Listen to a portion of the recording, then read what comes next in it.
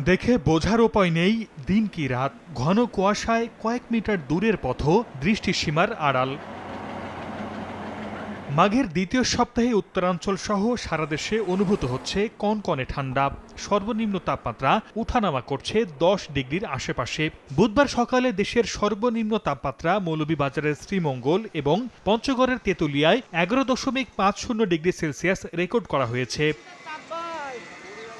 দিনের তাপমাত্রা কিছুটা বাড়লেও সন্ধ্যা হতেই বইতে শুরু করে হিমবাতাস। ঘন কুয়াশার কারণে সকালের শেষ ভাগ পর্যন্তও হেডলাইট জ্বালিয়ে রাস্তায় চলাচল করে যানবাহন। এমন অবস্থায় বিপাকে শ্রমজীবী ও নিম্ন আয়ের মানুষ। কাজের সন্ধানে বের হয়ে অলস সময় পার করছেন তারা। আমরা কাজ করতে পারতেছি না, খুব ঠান্ডা। আমার কাজ কামের খুবই সমস্যা, লোকজন নাই, রাস্তা ফাঁকা, কুয়াশায় গাড়ি চালাতে পারে না, হেডলাইট গাড়ি চালান লাগে। এদিকে দিন ও রাতের তাপমাত্রা উঠানামায় বাড়ছে ঠান্ডাজনিত নানা রোগ। নওগাঁ সদর হাসপাতালে গত 24 ঘন্টায় ভর্তি হয়েছে 74 জন শিশু, যাদের বেশিরভাগই ডায়রিয়া ও নিউমোনিয়ায় আক্রান্ত। বাচ্চারা খুব আসতেছে, অসুস্থ ভোগ করতেছে, কিন্তু বেড পাওয়া যাচ্ছে না। শীতের সময় এখানে বাতাস আছে, তাও আমাদের এখানেই থাকতে হচ্ছে। বাবুর ডায়রিয়া হয়েছে, সোমবারে এসে ভর্তি হয়েছি, বেড এখনো পাই নাই। জানুয়ারির শেষের দিকে শীতের প্রকোপ আরও বাড়ার পূর্বাভাস দিয়েছে আবহাওয়া অফিস।